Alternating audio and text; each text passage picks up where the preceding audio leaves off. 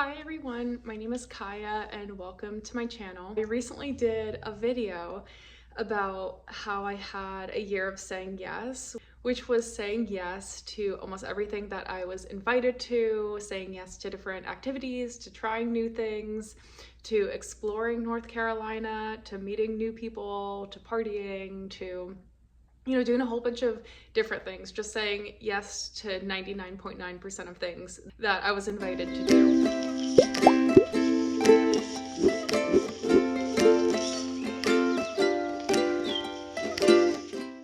I just want to share the lessons that I learned from a full year of saying yes to everything. I've learned some really interesting things. With a year of saying yes, the most important thing that I've learned is actually how to say no now. Saying yes was so easy, and especially as like a recovering people pleaser, it felt natural to me, even though it was hard to keep up with so many different plans. But it was easy to say yes to people, and it was easy to make people happy. And now, on the flip side, I'm learning to say no. And I've been doing this for about a month now, just carving out more intentional time for myself and time for, like my projects that are important to me that do require me to invest back into myself and have alone time and have time with my thoughts.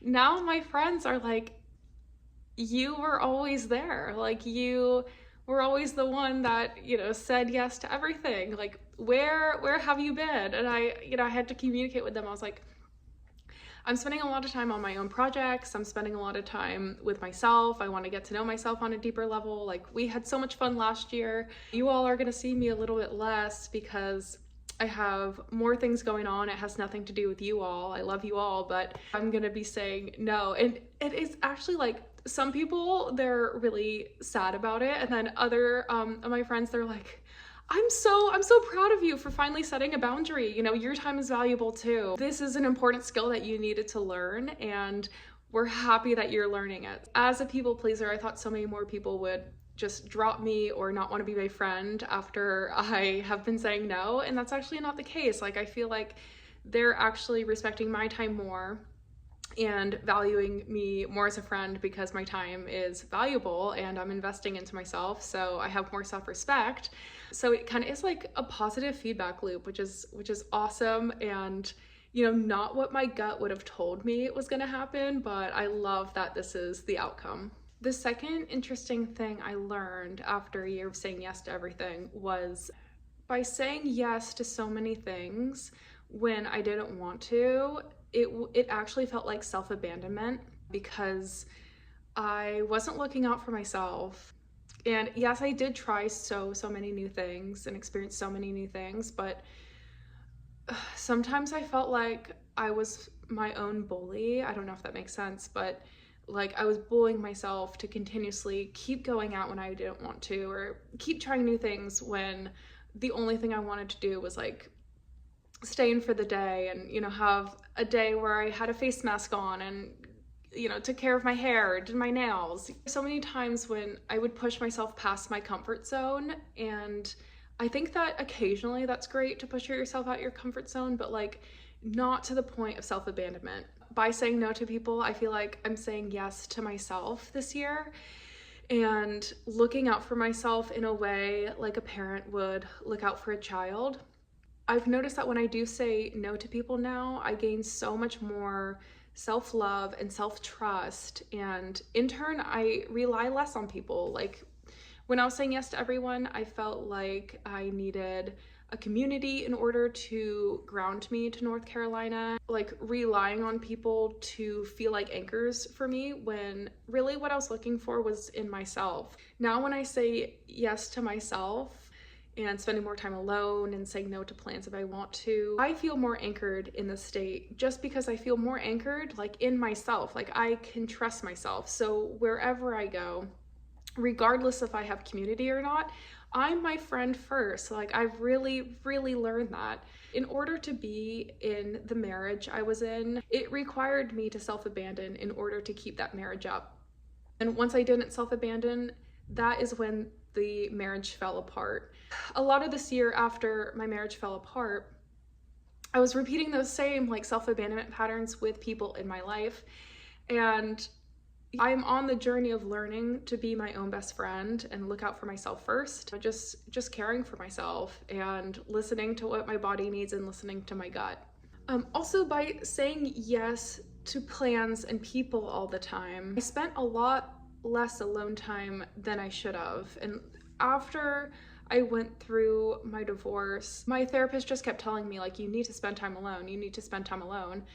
And I was like, I need to experience the world. Like, I felt like a bird in my cage in my marriage for so long. And I just really wanted to experience the world and experience everything that this life had to offer. But it quickly turned to burnout. Like, I got less sleep than I needed. I wasn't eating like proper meals because I felt like I was like always on the go. I ate foods that I knew would make me feel not the best version of myself because I had dinner plans with friends that wanted to eat at certain restaurants that like I knew wouldn't accommodate my diet. There's so many like factors that play into saying yes beyond what is right for you. Now I know how to say no because I know I don't like those things. But because I was spending so much time with other individuals and I knew I needed to spend time alone, it made me almost like scared of spending time alone. It was really interesting. And now, I spend so much more time alone, working on my creative projects or just relaxing and feeling centered in myself and working to regulate my nervous system and take care of myself with what I need. When I was constantly with people, it almost felt like I was, running away from myself after a while by saying yes to so many things. And it became part of a routine where I felt like I almost like didn't know who I was because I didn't spend enough time by myself. And when I do get into periods of spending time like now intentionally alone and with myself, I feel like I know myself on such a deep level where I'm not constantly chasing other people to fill up my time to like distract myself from myself. Like that in turn was what was happening. Like I felt like after a while, after doing that for a full year, I was like too afraid to be alone with my own thoughts, which that's not like a normal thing for me. Now I spend more alone time. I'm perfectly comfortable with being alone and being with my thoughts. Now if I get interrupted in my alone time, now that's when, I'm like, hey, this is my alone time. What are you doing? I'm loving the change and I feel like now I finally have balance in that regard. But that was super interesting for me to experience because I felt like that was like almost like a unique experience after constantly being stimulated by other people and saying yes to everything. I felt like that wasn't an experience I've ever had in the past. From a year of saying yes and from hanging out with so many different individuals, I met so many people. I've really realized that like I'm a naturally vulnerable person. And I have big emotions. I wear those emotions on my sleeve. I don't really hide who I am. Like I really am who I am. If you don't like me, then you don't have to be around me. But I've noticed that when I have been vulnerable with some new people, and this is obviously not all people, there are sharks in this world who look out for bleeding prey. I noticed this freshly separated from my marriage, and I want anyone who's watching this who is going to leave a long-term relationship or any relationship and you're feeling vulnerable, please protect yourself. Like there are people who don't have the best intentions for you. They will take advantage of the situation if they feel like you are vulnerable. Unfortunately, like not everyone in this world is a safe person. Not everyone wants what's best for you. And I left my marriage super naive. I was looking to have deep connections too quickly instead of protecting myself and being like more critical of individuals than I should have. I really just wanted deep friendships because I love people and like I want to know what you're about. Like I want to know what makes you you. Some people, like when you tell them what makes you you, they collect that like that's data in not a nice way. Please keep that in mind, that not everyone is a safe person, and be aware of who you share your information with. Deep friendships happen slowly, and just be intentional with the people that you surround yourself with. Another lesson I learned because I was doing so many social events and I was being invited out, I ended up getting in a habit of drinking.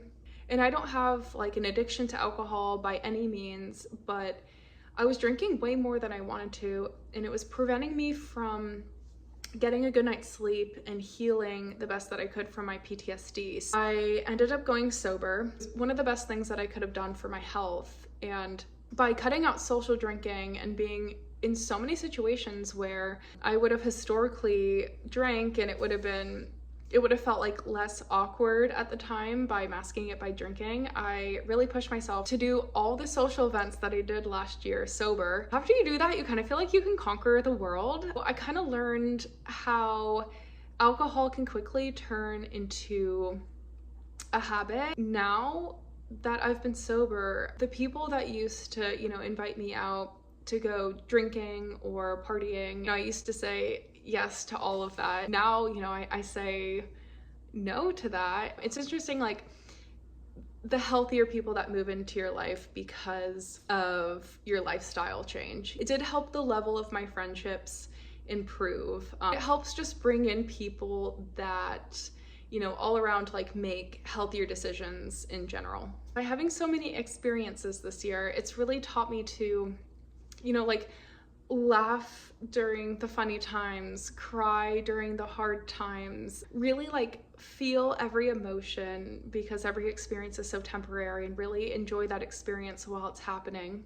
It taught me also like not to hold on to joy with a death grip, that, like joy and sadness, one emotion is not better than the other. They're just really experiences of being human and living on this planet.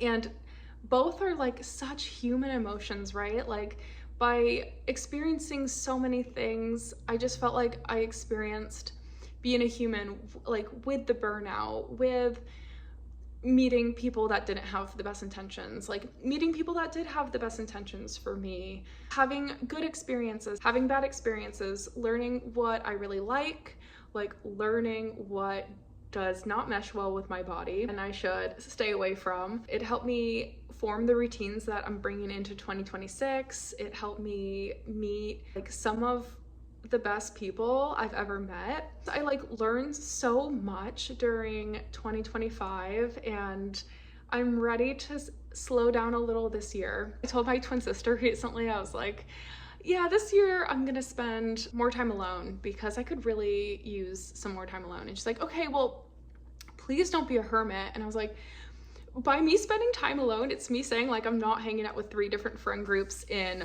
one day.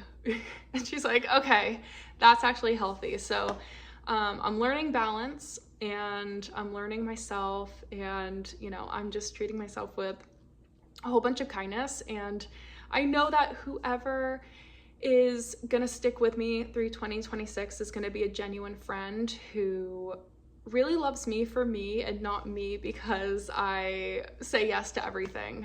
I'll see you at the next video. Thank you for sticking around, and I hope you also learned a lot from the year of the snake and shed unnecessary parts of yourself or parts of your life that weren't giving you the best. We're all in this together for 2026, and I hope it's your best year yet.